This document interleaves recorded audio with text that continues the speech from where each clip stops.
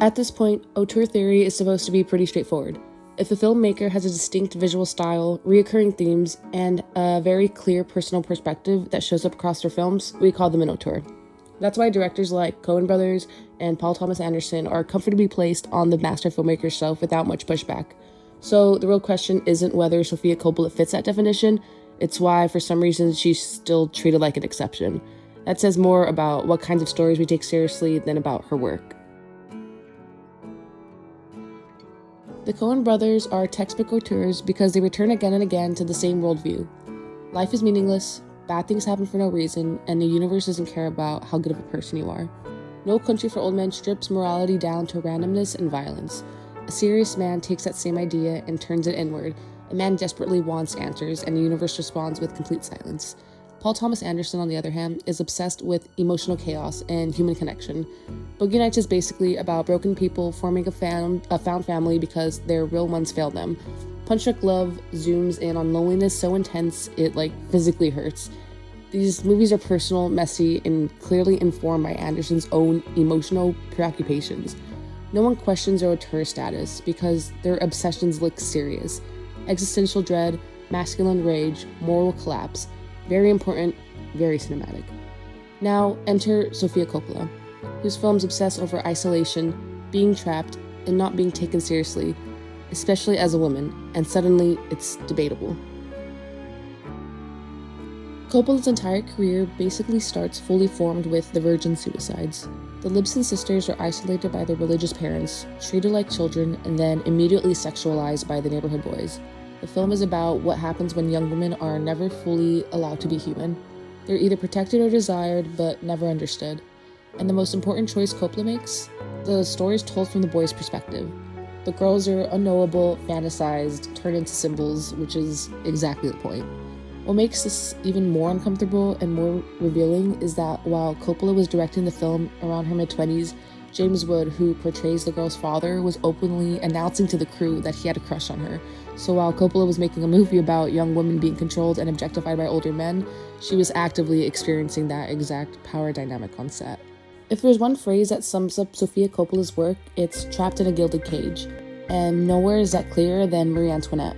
On paper, Marie Antoinette is one of the most powerful people in the world.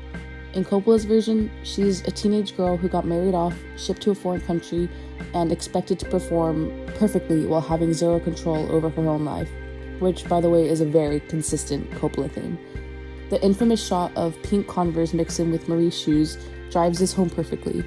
People love to call it gimmicky, but I feel like it's doing a lot of work. Coppola is basically saying that this isn't a distant historical figure, she's just a girl. The modern music, like The Strokes, does the same thing. Coppola refuses to let this be a stiff period piece because she's not interested in history, she's interested in emotional continuity. Lost in Translation might be Coppola's most obvious self-portrait. Bob Harris is a famous actor, wealthy, admired, and completely empty, which lines up pretty neatly with Coppola's own upbringing surrounded by fame, but very a little emotional grounding. This is where her work overlaps beautifully with Paul Thomas Anderson. Punch Drunk Love is about a man whose loneliness turns into anxiety and rage. Lost in Translation is about loneliness that turns into silence. Both films are about characters who don't quite fit into the world that they're supposed to belong to, and both suggest that connection is fleeting but necessary. The difference is tone, not depth. Anderson explodes his characters emotionally. Coppola lets them drift. That doesn't make her work lighter, it just makes it quieter. The film Somewhere is Coppola barely disguising her own childhood. A famous, emotionally absent father and a daughter trying to connect with him inside a world of luxury that feels completely hollow. Priscilla revisits the idea of a teenage girl swallowed by a powerful man's world. The lingering critiques celebrity obsession while also showing how desperately young people want to feel seen. At this point, the patterns are impossible to ignore.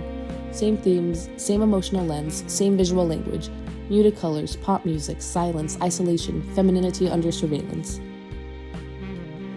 If auteur theory means anything, Sofia Coppola qualifies. The resistance to labeling her as a master filmmaker shouldn't be an academic disagreement, and we should have stories that center female interiority instead of male crisis, and that's exactly why she should be taught. Her films pair naturally with Paul Thomas Anderson's exploration of loneliness and the Coen brothers' nihilism. They expand the conversation instead of replacing it.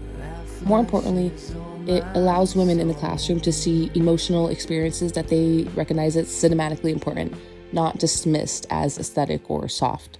And to go a little off script and actually speak from the heart, Sofia Coppola is insanely loved by young women. She gives young women hope that they belong in the industry and that they deserve to see themselves reflected on the screen. I think that really matters. I truly believe that in Master Filmmakers class that it's overwhelmingly dominated by males, and where so many of the films center on violence or profanity and sexism, there needs to be a balance. There needs to be representation. Other kinds of stories deserve space.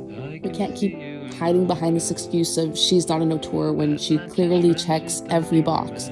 A master filmmaker is a visionary creator with a distinct voice, someone who blends strong storytelling with technical mastery in cinematography, editing, and sound, while leading teams of clarity, passion, and intention. It's about consistency, perspective, and the ability to translate complex emotional ideas into impactful films. And by that definition, Coppola absolutely qualifies. Her work has inspired not just a generation of young filmmakers, but young girls who are still figuring out what's possible for them. And honestly, more students would be excited to take Cinema 114 if Coppola were introduced into the curriculum. She offers a fresh perspective in an industry that's been dominated by the same voices for far too long. If a master filmmaker course is actually about recognizing cinematic authorship, then continuing to exclude her doesn't protect the canon, it exposes the blind spots.